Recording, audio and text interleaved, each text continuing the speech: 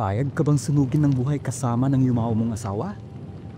Sa sinaunang India, ito ay hindi tanong ng pagpili, kundi isang tungkulin. Ang ritual ng sati kung saan ang isang balo ay isinasakripisyo sa funeral pyre ng kanyang asawa. Ito ang isa sa pinakamadilim at pinakakontrobersyal na bahagi ng kasaysayan ng Hinduismo. Pero paano nagsimula ang ritual na ito? At bakit ito tinanggap? At minsan pa nga'y pinuri ng lipunan.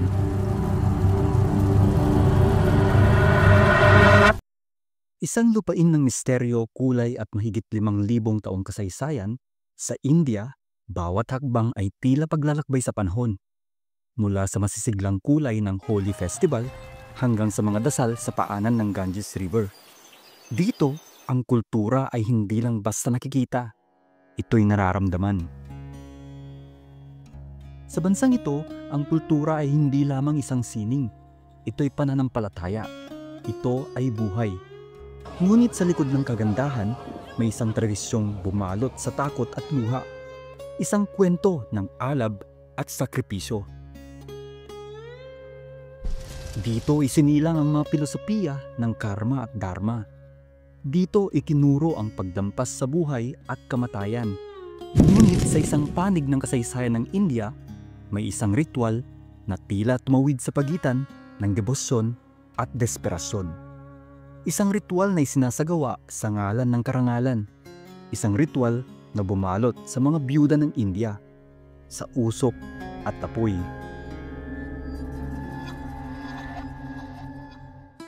Ito ang sati, isang sinaunang kaugalian kung saan ang isang biyuda ay isinasakripisyo ang kanyang sarili sa funeral pyre ng kanyang yumaong asawa. Buhay, naglalakad papasok sa apoy, walang iyakan, walang pagtutol, tahimik at sagrado. Ang salitang sati ay mula sa pangalan ng isang diyosa sa mitolohiyang Hindu, si Sati, asawa ni Shiva. Ayon sa alamat, nagsunog siya ng sarili bilang protesta sa pambabastos ng kanyang ama kay Shiva. Ngunit sa paglipas ng panahon, ang kwentong ito ay nagbunga ng isang ritual na literal na pagsunog sa mga balo. Unang naitala ang sati sa India noong mga unang siglo at kumalat ito sa iba't ibang rehiyon, lalo na sa mga komunidad ng mga mandirigmang Rajput. Sa kanila, ang pagtalon ng babae sa funeral pyre ay itinuturing na suktulang anyo ng debosyon at puri. Paano nga ba'y sinasagawa ang sati? Nagsisimula ang ritual ng sati sa pagkamatay ng isang lalaking may asawa. Agad na sinisimulan ang paghahanda para sa kanyang cremation, kabilang na ang pagtatayo ng funeral pyre o damba ng pagsusunugan. Sunod dito ay ang pagpapasya o pamimilit sa balo. Pwedeng kusang loob na piliin ng balo na maging isang sati bilang tanda ng kanyang debosyon sa kanyang asawa. Ngunit sa maraming kaso, siya ay pinipilit ng pamilya o ng komunidad. May mga balo na ginagamitan din ng emosyonal na manipulasyon upang pumayag. Ilang mga relihiyosong lider at lokal na pinuno ang nagtutulak ng ritual, gamit ang mga kasulatan at ideya ng kalinisan at katapatan bilang katuwiran. Sunod ay dadaan ng balo sa isang ritual ng paglilinis o puripikasyon. Maaari siyang magsuot ng puting damit bilang kulay ng pagluluksa o kaya'y pulang kasuotan na karaniwang isinusuot ng mga ikakasal. Simbolo ng kanyang muling pagsasama sa asawa sa kabilang buhay. Ang mga pari o tagapagsagawa ng ritual ay nagsasagawa ng mga dasal o seremonya bilang paghahanda. Pagkatapos nito, inilalakad ang babae sa buong baryo o bayan patungo sa lugar ng cremation. Kasama nito ang mga awitin, dasal at musika. Maraming tao ang nagtitipon-tipon upang saksihan ang seremonya. Isang kaganapang itinuturing na banal, ngunit mistulang pampublikong palabas din. Pagdating sa funeral pyre, ipinapahiga ang katawan ng yumaong asawa sa dambana. Aakyat ang babae sa pyre. Maaaring kusa o kaya'y siya ay pipilitin. Sisilaban ang pyre at kasabay ng bangkay ng asawa, ang babae ay masusunog ng buhay.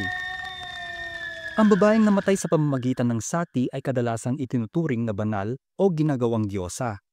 Maaaring magpatayo ng templo o alaala gaya ng mga tinatawag na sati stones o chabutras bilang parangal sa kanya.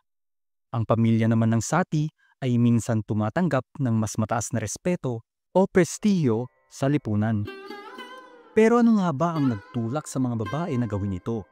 Sa ilang komunidad, naniniwala sila na ang sati ay nagbibigay ng langit na gantimpala para sa babae at sa kanyang pamilya. Para sa ilan, ito ay tungkulin ng isang tapat na asawa.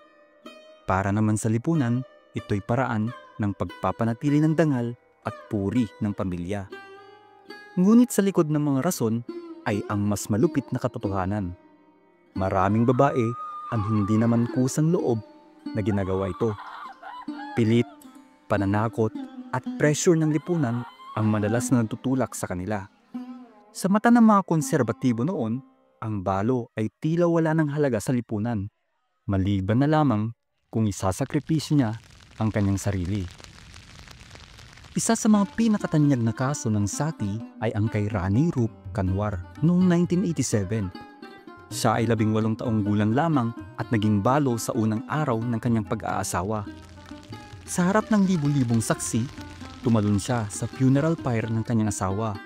Marami ang nagsabing kusa niya itong ginawa, pero may mga ulat na nagsasabing pinilit siya. Ang trahedyang ito ang muling nagpagalaw sa galit ng buong India at ng buong mundo. Dahil sa mga kasong gaya nito, maraming reformista ang tumindig laban sa sati. Isa na rito si Rajaram Mohan Roy, isang Hindu na nagsulong ng edukasyon at karapatang pantao noong 1800s. Kasama ang gobyernong British, isinulong niya ang pagbabawal ng ritual. Noong 1839, ipinasa ang batas na nagbabawal sa sati sa ilalim ng British India. Ngunit kahit illegal na, may mga kaso pa ring lumilitaw, lalo na sa mga liblib na lugar. Sa kasalukuyan, ang sati ay mariing ipinagbabawal sa India, at ang anumang pagtatangkang itaguyod ito ay tinuturing na krimen. Ngunit ang impluwensya nito ay patuloy na nararamdaman, hindi na sa apoy ng funeral pyre, kundi sa mga anyo ng diskriminasyon sa balo, pangapi sa mga babae, at pagpapatahimik sa kanilang mga boses. Marami ng kababaihan sa India ang lumaban, nagtuturo at nagpapaalala sa kasaysayan ito.